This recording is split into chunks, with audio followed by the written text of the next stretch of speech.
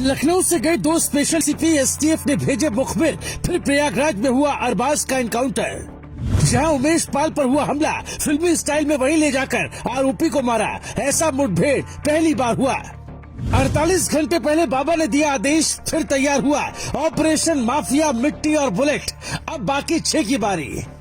नाम अरबाज, उम्र 20 से 22 साल, पता सल्लाहपुर यूपी। अपराध अतीक का गुर्गा बनकर उमेश पाल को मरवाना।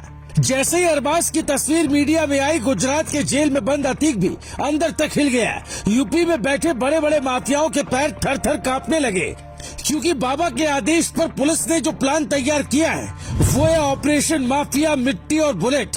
और इसी ऑपरेशन के तहत उमेश पाल केस का पहला आरोपी अरबाज, जो उस वक्त क्रेटा कार चला रहा था, जिसने कार में बैठे बाकी 6 लोगों को सारे सामान मुहैया करवाए थे, उसे यूपी पुलिस ने ढेर कर दिया।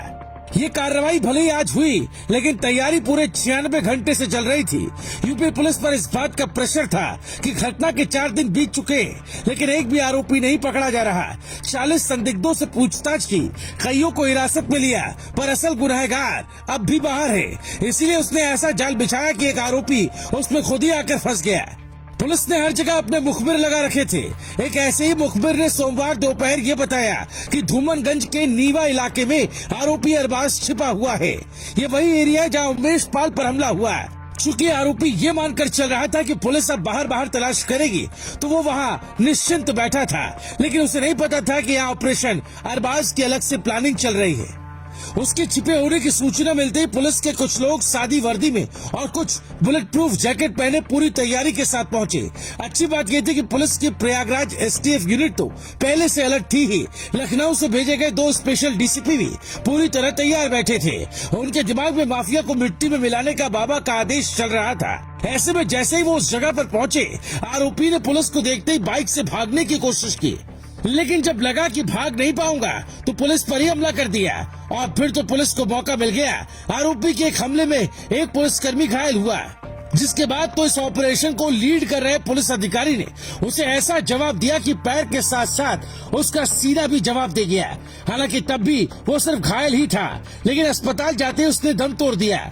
अब इस कहानी के 6 किरदार बाकी हैं, जिनमें से अगला नंबर किसका होगा ये कहना मुश्किल है, पर इतना जरूर कह सकते हैं कि एक भी आरोपी बचेगा नहीं, क्योंकि प्रयागराज पुलिस कमिश्नर ने पहले ही कह दिया कि ऐसी कार्रवाई करेंगे कि वो नजीर बन जाएगी। उधर अतीक को यूपी लाने की तैयारी चल रही है और इधर यूपी में तड़ातड़ एनकाउंटर हो रहे हैं, जिससे अतीक के गुर्गे जो अब तक उछल रहे थे, उन्होंने अपना नया ठिकाना ढूंढना शुरू कर दिया है।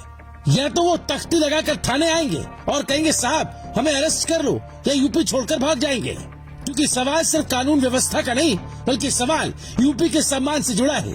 सीएम योगी विदेशों तक में यूपी की छवि मजबूत कानून व्यवस्था और बुलडोजर वाली बना रहे हैं। विदेशों से करोड़ों का निवेश आने वाला है। 32 लाख करोड़ के निवेश का प्रस्ताव भी तैयार हुआ है। अगर कानून व्यवस्था मजबूत नहीं हुई, अपराधी पहले की तरह तांडव करते रहे, तो निवेशक भागेंगे। इसके अलावा प्रदेश की जनता ने सीएम योगी को जो सोचकर चुना, वो भी उद्देश्य पूरा नहीं होगा। इसीलिए योगी प्रयागराज की घटना के बाद से काफी गुस्से में है और उनके आदेश के बाद पुलिस ऐसे एक्शन मोड में दिख रही है, जैसे लग रहा है इस बार एसटीएफ सिर्फ पूर्वांचल नहीं बल्कि पूरे यूपी से माफियाओं का सफाया करके ही मानेगी। हालांकि कार्रवाई के इस तरीके के बाद कई लोग कह रहे हैं कि अच्छा हुआ, जबकि कुछ लोगों को पुलिस की पॉलिसी अच्छी नहीं लग रही। आपको ये तरीका कैसा लगता है, आप हमें कमेंट में बता सकते हैं। लेकिन उससे भी ज्यादा जरूरी आपके लिए जानना है कि अगला नंबर किसका आने वाला है।